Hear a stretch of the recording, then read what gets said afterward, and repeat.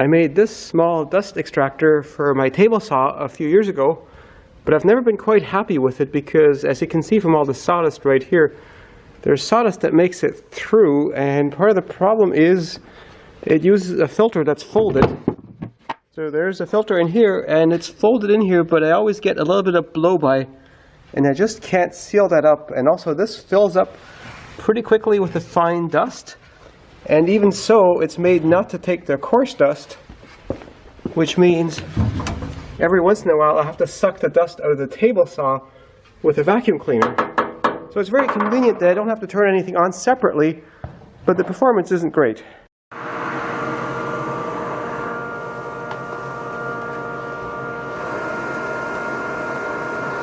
So I'm going to build something more like the one I've got on my jointer. And I'm going to use this blower that I built as an experiment a few years ago. And a filter like this. This will be the top half of the box. And this will be the bottom half of the box. I'm gluing this box together with construction adhesive because the plywood is quite rough and I need something to seal those gaps.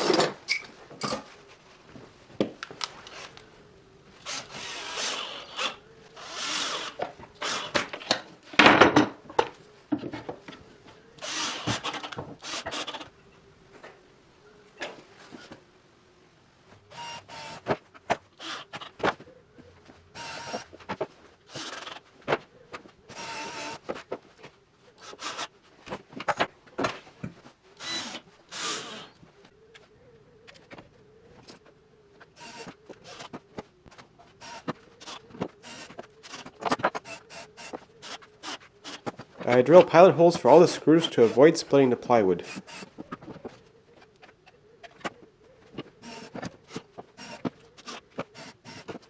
I put together the bigger and lower box the same way, but man, I hate working with construction adhesive. That stuff is so messy and sticky.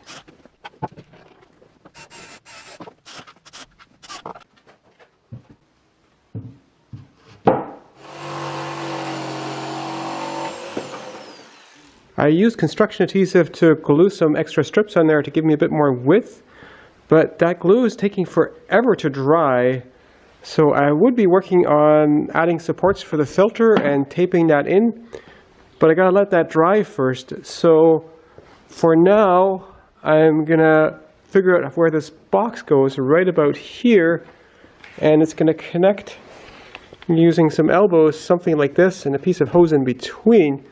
So I need to figure out how to put the flange right here.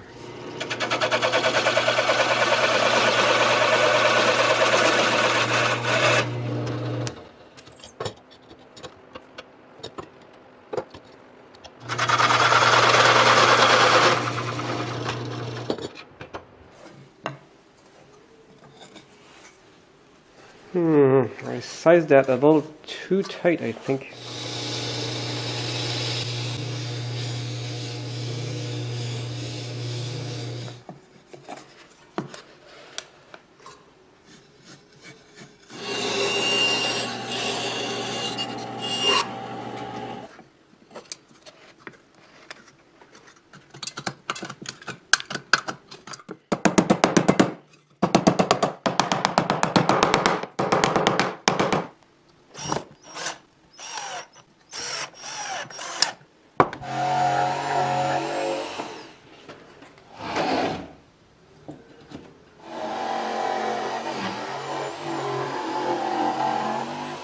I need a window on the box so I can tell how full it's getting.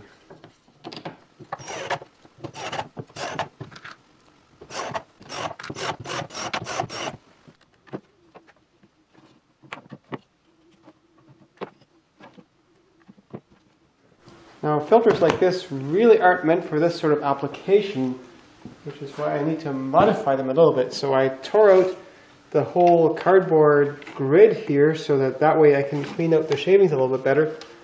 And I moved these things to the other side. These used to be on this side, and these will help support the pleats against collapsing.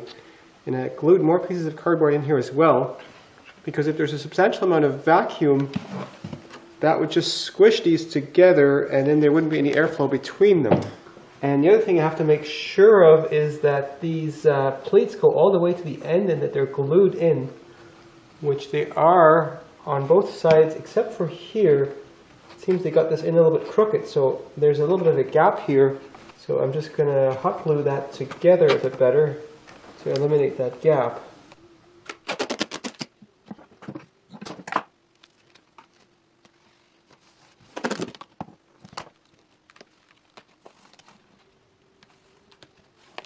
These strips of wood help hold up the filter and the duct tape in place, because I found that duct tape over long term doesn't stick very well.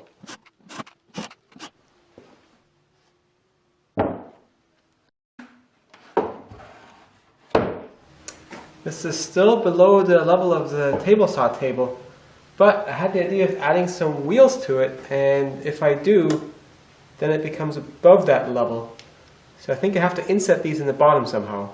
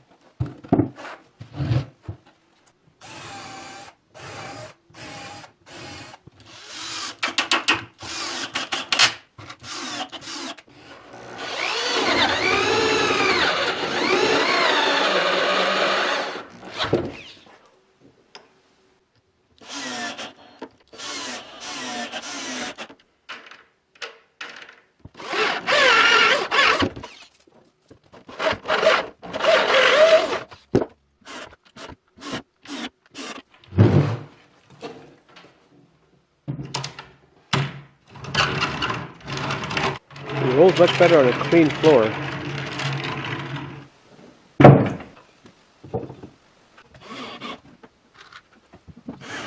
These two pieces of wood help keep the top of it aligned with the bottom.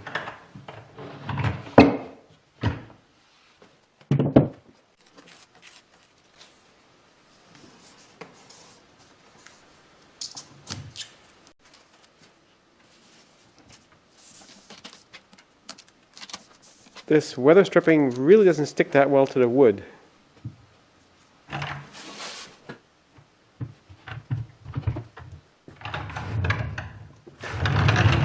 I need something to hold that lid down a little bit better. Gravity might not be enough.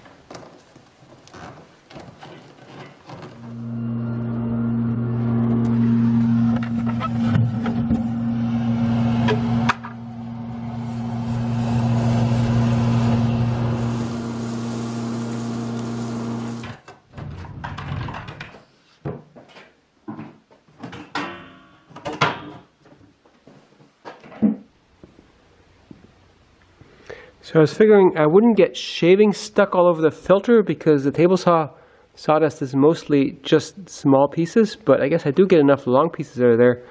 I should put a screen in front of that.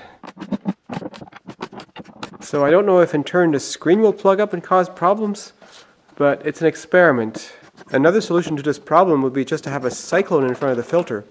But a cyclone has a huge amount of pressure drop, takes up a lot of space, and takes a long time to build. I don't think it's worth it here. Now there's one problem I still have, and that is that the saw is wired for 240 volts and the blower runs on 120 volts, and I want that blower to turn on automatically when I turn on the saw.